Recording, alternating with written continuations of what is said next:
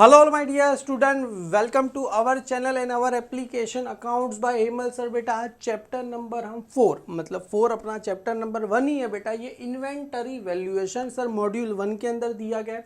सबसे पहले सर यहाँ पर समझो इन्वेंटरी वैल्यूएशन क्लियर है बेटा। सबसे पहले इन्वेंटरीज, इन्वेंटरी का मतलब क्या होता है सर? स्टॉक। इन्वेंटरी का मतलब क्या होता है? स्टॉक। आपको पता रहेगा एक ओपनिंग स्टॉक होता है, दूसरा होता है क्लोजिंग स्टॉक।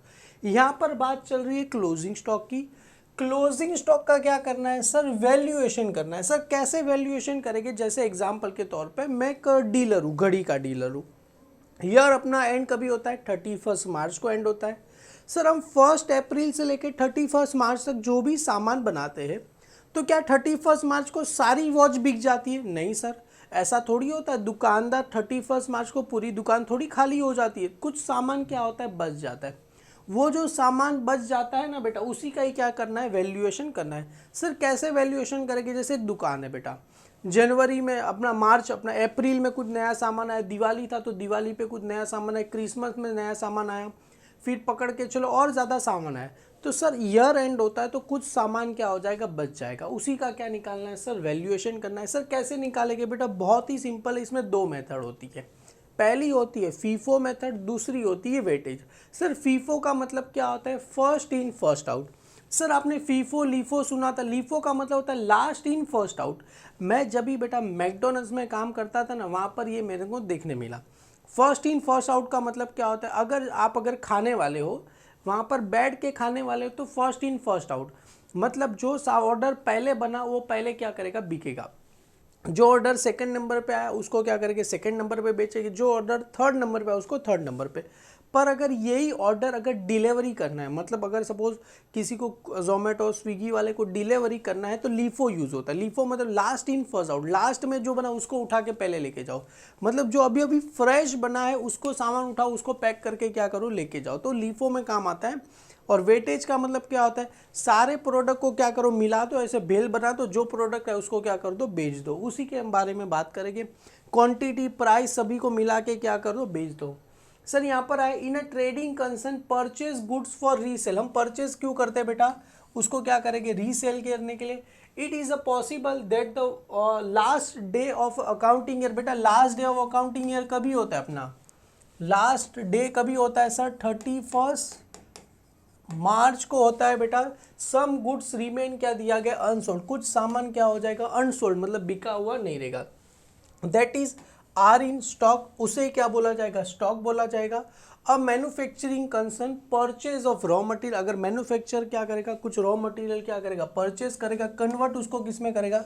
फिनिश गुड में क्या करेगा? कन्वर्ट करेगा। It is a possible that one of the last day of accounting year some raw material क्या लिखा है? Remain unused. मतलब सर सिंपल सी बात है ना, मैं रॉ मटेरियल परचेज खरीद रहा हूँ, उसको मैन्युफैक्चर करूँगा फिनिश गुड में। ऐसा हर दिन चलेगा? हो सके ना लास्ट अकाउंटिंग डे होगा तभी कुछ रॉ मटेरियल मतलब सामान ऐसे ही पड़ा रहेगा, उसका कोई यूज़ होने वाला नहीं है, तो उसको हम मैन्युफैक्चर करना बाकी है, तो वो रॉ मटेरियल हो जाएगा अपने लिए। Some raw material still in progress. मतलब कुछ रॉ मटेरियल पे क्या हो रहा है सर? काम चालू है, मतलब वर्क इन प्रोग्रेस बोला जाएगा। Even some finish good remain unsold. मतलब सर 3 टाइप के हो गए। पहला होता है रॉ मटेरियल, सेकंड होता है sir raw material still in progress. मतलब क्या होता है sir? Work in progress. Work in क्या होगा सर? प्रोग्रेस। प्रोसेस बोलो तो भी चलेगा। और लास्ट में आएगा बेटा फिनिश गुड। मतलब 3 टाइप के क्लोजिंग स्टॉक होते हैं। पहला होता है raw material, work in progress और फिनिश गुड। 3 टाइप के क्या होते हैं सर? रॉ मटेरियल होता है। This stock include the goods purchase for resale not at क्या लिखा है? सोल्ड। मतलब सामान क्या कर दिया बेटा? इस स्टॉक के अंदर क्या गुड्स परचेज किया बट हमने उसको अब तक सेल किया गया नहीं है। Raw material purchase but not at consume. और raw material only the partly work in, partly process का मतलब होता है वर्क इन प्रोसेस या तो finish good of manufacturing but not sold. Stock, shortage of stock. Stock का मतलब होता है यहाँ पर inventories. Means the stock of goods which are दो क्या लिखा है? कंसर्न डील इन क्या लिखा है? कंज्यूमर, या तो क्या बोला जाएगा? मैन्युफैक्चर। ये सारे के सारे क्या होते हैं सर? क्लोजिंग स्टॉक होते हैं। क्लियर? इन्वेंटरीज का मतलब होता है स्टॉक। 3 टाइप के स्टॉक होते हैं। पहला होता है रॉ मटेरियल का, सेकेंड आता है पार्टली प्रोसेस का मतलब होता है sir work in progress, third होगा सर अपना फिनिश गुड। अभी आगे हम देखते हैं बेटा, how stock are to be recorded in the books, stock कैसे रिकॉर्ड हो गए, सबसे पहले द क्लोजिंग स्टॉक इन क्या लिखा brought in the books at the end of the year through क्या लिखा है एडजस्टमेंट एंट्री बाय द क्या लिखा है debited to the closing stock account and credited to the trading account. Sir ये समझ में नहीं आया, क्लोजिंग स्टॉक बेटा याद है बेटा, सर ये क्या बोल रहे हैं debited the closing stock account, debited का मतलब क्या होता है असेट्स, असेट्स ऑलवेज कहाँ चला जाएगा डेबिट साइड, क्लोजिंग स्टॉक की दो एंट्री आपको याद होगा trading account credit side balance sheet asset side, अरे असेट्स का मतलब होता है डेबिट साइड और सेकंड क्रेडिटेड कहाँ पर होता है ट्रेडिंग अकाउंट या तो क्या होगा सर मैन्युफैक्चरिंग अकाउंट होगा। समझ में आ रहा है बेटा क्लोजिंग स्टॉक की दो इफेक्ट, एक होता है डेबिट तो दूसरा होगा क्रेडिट। डेबिट कहाँ होगा sir assets, assets always debit side, मतलब डेबिट में किसका नाम आएगा असेट्स और सेकंड क्रेडिट में ट्रेडिंग अकाउंट या तो manufacture. In order to bring the year end closing stock at the क्या लिखा है बुक इट इज क्या लिखा है नेसेसरी, क्या बोल रहे हैं सबसे पहले फिजिकली या तो वेरीफाई द क्वांटिटी और identify the stock as per the year ended. पहले क्या होगा सर फिजिकल जितना क्वांटिटी है उसको क्या करना है मेजर करना है, उसको बोला जाता है periodical system of inventory. Periodical का मतलब क्या होता है फिजिकली जाके चेक करना। एग्जांपल मेरा ईयर एंड हो रहा है, मैं क्लास में आया देखा यार मेरे पास कितनी बुक्स पड़ी है कितना क्या पड़ा है, फिजिकली जाके हम क्या कर रहे हैं देख रहे हैं। दूसरा तरीका होता है परपेचुअल, परपेचुअल में क्या होता है हम फिजिकली जाके नहीं देख रहे, हम अपनी बुक्स में देख रहे हैं चलो इतनी बुक्स है इतनी बुक बेच या इतनी बुक्स पड़ी है, वो perpetual. The computer the raw of which stock are to be क्या लिखा वैल्यू एट द क्या लिखा है value of a stock of quantity multiply by rate, जितना आपको valuation of stock quantity multiply by क्या होगा रेट। ये क्या आता है देखो यहाँ पर फर्स्ट होता है फिजिकल, फिजिकल को क्या बोला जाएगा periodic system of inventory. Second होता है सर हम कंप्यूटर से चेक करेंगे, कंप्यूटर से चेक करेंगे उसको क्या बोला जाता है perpetual system of inventory. Sir physical का मतलब क्या होता है जाके चेक कर रहे हैं बेटा, सिंपल सा बात है मेरे पास ये 3 बुक का स्टॉक है तो मैं ऐसा काउंट कर रहा हूँ 1 2 3, तो 3 बुक है किस में आ जाएगा पीरियोडिक सिस्टम। परपेचुअल में क्या होता है मैंने देखा मैंने 10 बुक खरीदी थी 7 बुक बेच दी 3 बुक बची हुई रहेगी, उसको किसको बोलते हैं सर परपेचुअल सिस्टम बोलते हैं। दोनों का समझते हैं बेटा यहाँ पर क्या बोलते हैं। उसके बाद first in first out method समझेंगे, उसके एडवांटेजेस डिसएडवांटेज, उसके बाद वेटेज एवरेज समझेंगे। तो सबसे पहले सर यहाँ पर आते periodic system of inventory। under this periodical inventory system closing stock are क्या लिखा ascertained by the taking अन क्या लिखा है actual physical count of all the inventory. मतलब क्या बोल रहे हैं सर ऑल द फिजिकल, हमें क्या करना है सारी बुक का क्या करना है एक्चुअल में फिजिकल काउंट करना है all the inventories item on the hand of क्या लिखा है पर्टिकुलर डेट। पर्टिकुलर डेट को जितनी भी बुक्स है फिजिकल जाके क्या करेंगे काउंट करेंगे।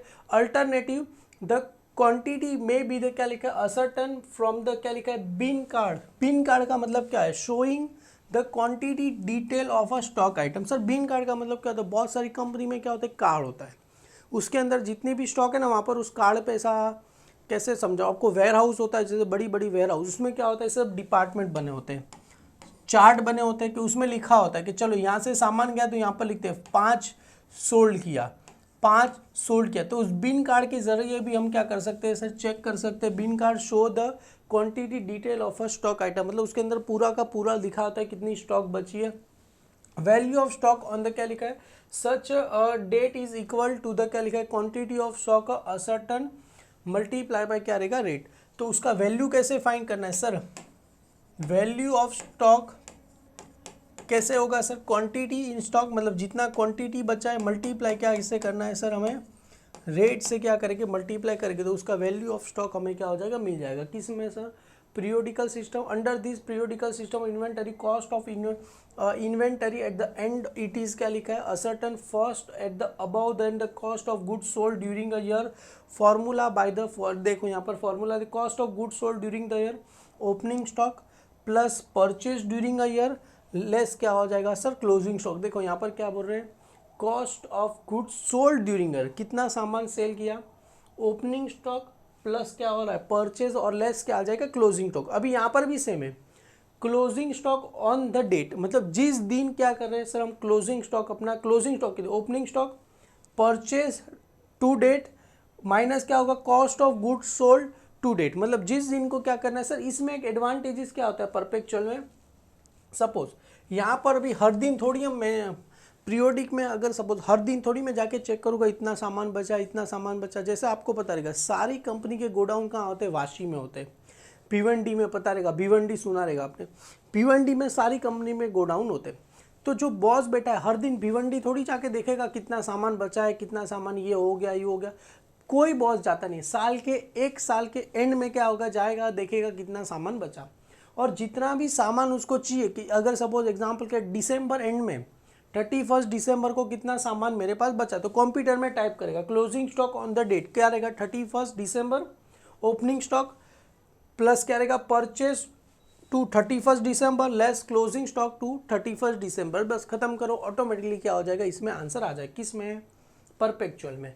Perpetual system, under this a perpetual inventory system closing stock as a certain not by taking a physical count. यहाँ पर फिजिकल काउंट होता नहीं है, but a form of stock ledger itself to क्या लिखा, after the each receipt and क्या लिखा issue the value of closing stock, the value of stock is also calculate after the each transaction of receipt and issue. मतलब हर एक transaction में आप fine का हर एक महीने चाहिए तो हर एक महीने किस में मिल जाएगा सर, इसमें मिल जाएगा, क्योंकि कंप्यूटर में खाली डालना होता है, इजीली मिल जाएगा। क्लियर है। The perpetual system help to the keep the क्या लिखा है constant track of the high value of item. मतलब उसके अंदर क्या लिखा है, हायर वैल्यू पता चल जाए कौन सी आइटम का ज़्यादा वैल्यू है। Under this perpetual system inventory cost of goods sold up to the date in क्या लिखा ascertain first as the above then the cost of inventory। आप फॉर्मूला भाई यहाँ पर वही दिया है, क्या दिया है, closing stock on the date is equal to opening stock plus purchase to the date minus cost of goods sold to the date.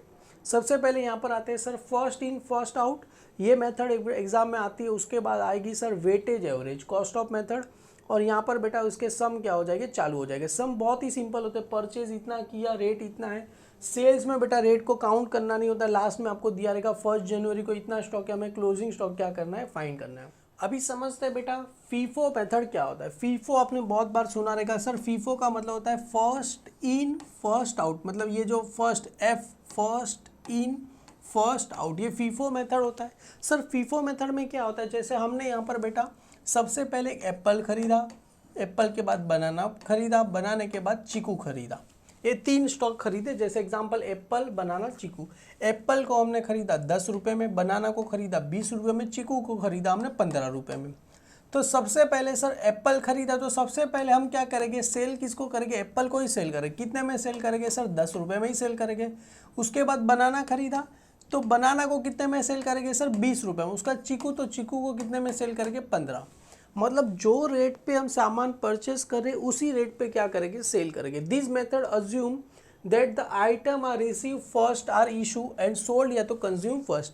मतलब आइटम जो हम क्या कर रहे हैं, रिसीव मतलब परचेस कर रहे हैं, उसको सेल भी क्या करेंगे, फर्स्ट करेंगे। सो दैट द क्या लिखा है, last item, so there is a latest item in a stock. मतलब क्या होगा, उससे क्या होगा, अगर स्टॉक की बात करें जो हमने सबसे आखिर में खरीदा वही अपने पास क्या बचेगा, स्टॉक बचेगा। इन दिस मेथड अने क्या लिखा है, issue at a value at अ क्या लिखा है, ओल्डेस्ट रेट। कौन सी, जैसे मैंने बताया ओल्ड रेट ना बेटा, 10 में खरीदा तो किसने में रिकॉर्ड करेंगे, 10 में ही रिकॉर्ड करेंगे। Will the closing stock is valued at a क्या लिखा है, क्या लिखा है, लेटेस्ट रेट। मतलब जो भी अपना आएगा, जैसे चीकू लास्ट में खरीदा तो चीकू का रेट 15 है, तो यहाँ पर भी कितना आएगा, 15 आएगा। The FIFO is formula assume that the item of inventory which are क्या लिखा है, परचेज और क्या लिखा है, produce first are to be क्या लिखा है, consume and sold first. Simple सी बात है, जो चीज़ हम परचेज या तो प्रोड्यूस फर्स्ट कर रहे हैं या तो मैन्युफैक्चर फर्स्ट कर रहे हैं, उसको सेल भी क्या करेंगे, फर्स्ट करेंगे। Consequently the item of remaining the inventory are to be क्या लिखा है, those are mostly recent purchase और या तो प्रोड्यूस। जो क्लोजिंग स्टॉक होगा वो रिसेंटली हमने क्या किया रहेगा, परचेज, सबसे जो लास्ट परचेज किया वही होगा यहाँ पर। और दोनों में आता है पीरियोडिक में, और परपेचुअल सिस्टम और इन्वेंटरी दोनों में आते हैं। सर ये देखो इसके एडवांटेजेस कुछ रहेंगे, कुछ इस पे डिसएडवांटेजेस भी रहेंगे। सर एडवांटेजेस क्या है, सिंपल टू कंप्यूट। मतलब क्या होगा, सिंपल से क्या करेंगे हम, कंप्यूट मतलब इजीली हम काउंट करेंगे कि भाई कितने अपने पास स्टॉक बचे, कितना क्या बचा है। जैसे simple formula to compute the necessary only the check the purchase of bill backward of the external goods of item stock. Easily हम क्या कर सकते हैं, इसको सिंपल में कर stock value at a current cost, मतलब जो भी अपने पास स्टॉक पड़ा रहेगा, लेटेस्ट स्टॉक रहेगा, और लेटेस्ट स्टॉक कौन से प्राइस में रहेगा, करंट, क्योंकि जो सबसे लास्ट में हम खरीदेंगे उसको सबसे लास्ट में बेचेंगे, तो अपने पास क्या होगा, लेटेस्ट स्टॉक होगा। Closing stock under this formula greater value of a latest stock value पे देगा latest rate, this is a balance sheet show on the current cost of the stock.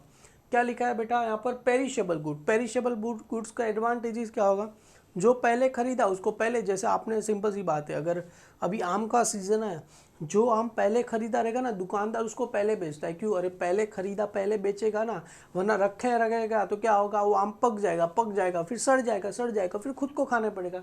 तो एक पेरिशेबल गुड्स में क्या हो रहा है, advantage, this is a mostly suitable for the method of cash of perishable goods which are issue by the first in first out. देखो मैंने बताया था, आम हो गया, जैसे हर एक जो भी सीज़न रहेगी उस सीज़न में क्या होगा, सारे आम क्या होते हैं, जैसे फ्रूट्स वगैरह होगा वो first in first out. Disadvantages क्या होगा बेटा, higher profit of a inflation, मतलब सिंपल सी बात है, अगर सर महंगाई बढ़ेगी, हमने एग्जांपल के तौर पे जैसे आम है, एग्जाम्पल के तौर पे खरीदता हूँ, जब आम नए नए आते हैं ना तो आपको पता रहेगा 2000 रुपया डजन मिलते हैं, जैसे जैसे उसको रखते जाओगे उसका क्या होगा सर, डिमांड क्या होगा, धीरे धीरे प्राइस कम होता जाता है। इसके लिए देखना, जो भी फ्रूट्स वगैरह वाले होते हैं ना उसको लॉस ज़्यादा होता है, वो ऐसा सोचता है जितनी जल्दी बिक जाए उतने जल्दी होगा, के लिए high profit of inflation at a time of, क्या लिखा है, rising the price of inflation, the value of क्या लिखा है, closing stock under this method is higher. क्या होता है, एग्जाम्पल के तौर पे हमने शक्कर तो खरीदी 80 रुपये के भाव से, पता चला मार्केट में उसका रेट हो गया सर 60 रुपये हो गया, तो लॉस ही हुआ ना बेटा। दिस मेथड इज क्या लिखा, lead high profitability during a inflation और लो प्रॉफिटेबिलिटी ड्यूरिंग अ डिफ्लेशन। वही होता है, अगर 60 में खरीदी, रेट हो गया 100 तो अच्छी बात है। जैसे अभी टमाटर का रेट आपने देखा रहेगा सर, टमाटर एक टाइम पे 40 रुपये किलो मिलता था, वो टमाटर 140 रुपये किलो।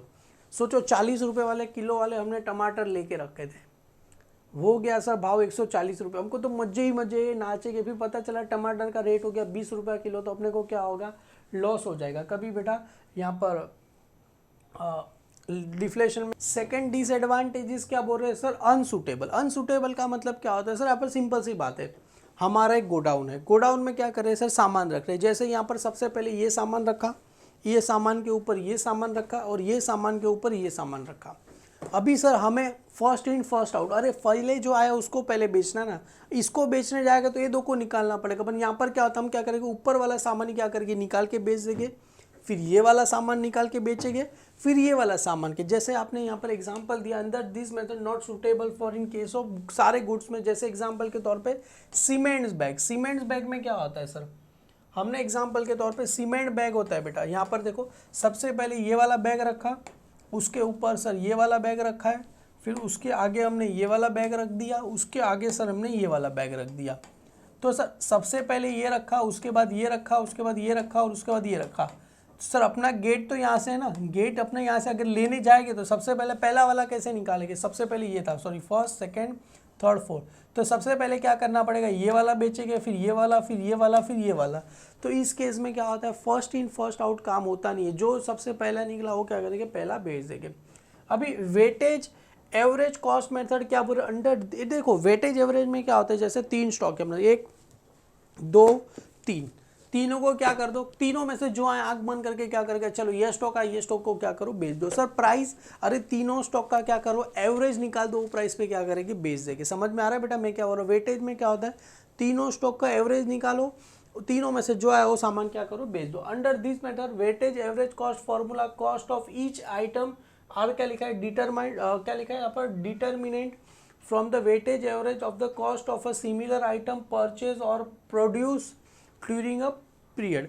मतलब क्या होगा, सारी चीज का प्राइस क्या होगा, सिमिलर ही होगा बेटा। द एवरेज में भी द क्या लिखा है, कैलकुलेट ऑन, देखो यहाँ पर देखा है एवरेज, सारी चीज को क्या होता है, एवरेज में भी कैलकुलेट ऑन क्या लिखा है, periodic basis in case of each addition shipment is receive on the क्या लिखा है, perpetual basis depend upon the circulation accounting policy is equal to क्या लिखा है, माइनस क्या लिखा है, पीरियोडिकल और परपेचुअल फॉर द ईच। जान दो ये सब कुछ मतलब नहीं है।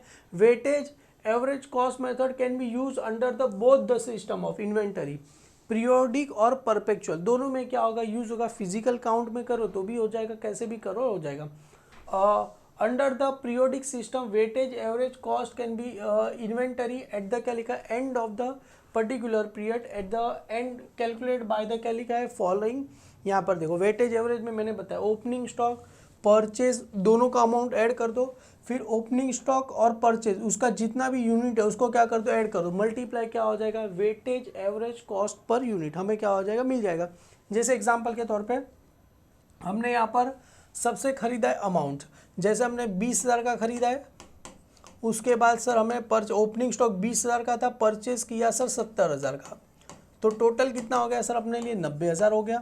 अभी यूनिट की बात करें, पहले अपने पास ओपनिंग यूनिट था 10,000 था, उसके बाद परचेज कितना किया 20,000, तो टोटल कितना यूनिट हुआ सर 30,000 का।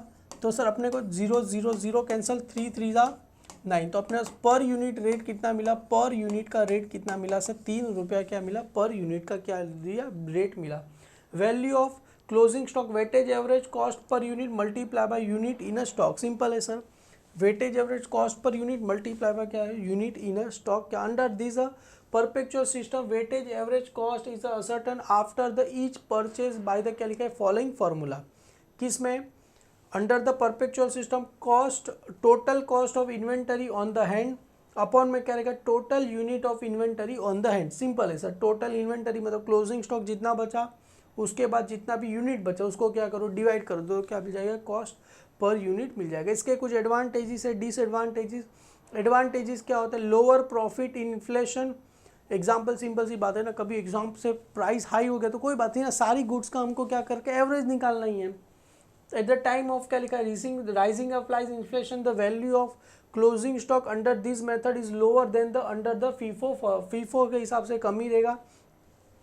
और यहाँ पर डिसएडवांटेज क्या होता है डिफिकल्टी टू कंप्यूट, हमें पता ही कैसे चलेगा। एग्जाम्पल के तौर पे ये बुक को हमने 300 रुपये में ख़रीदा, इसको 100 रुपये में ख़रीदा, इसको 200 रुपये में ख़रीदा, तो दोनों का एवरेज निकालेंगे, सबका तो कितना आता है सर 150 रुपये के समथिंग आएगा। तो जिसको हमने 300 में ख़रीदा उसको भी क्या करना पड़ेगा 150 में बेचना पड़ेगा, सबका क्या करने का एवरेज, मतलब जो चीज़ महंगी रहेगी वो चीज़ सस्ती हो जाएगी, सस्ती रहेगी वो चीज़ क्या हो जाएगी महंगी हो जाएगी। क्लियर है। Cost of value of average stock ये भी सेम है बेटा। Unsuitable this method is not suitable many case, example in case of क्या लिखा है पेरिशेबल गुड्स, देखो सिंपल सी बात है ना, ये अनसुटेबल ना कैसे आया पता कैसे चलेगा, जो पहले खरीदा पहले महंगा रहेगा ना, तो वही चीज़ है बेटा, आपको खाली चाहिए तो इसको याद कर लेना।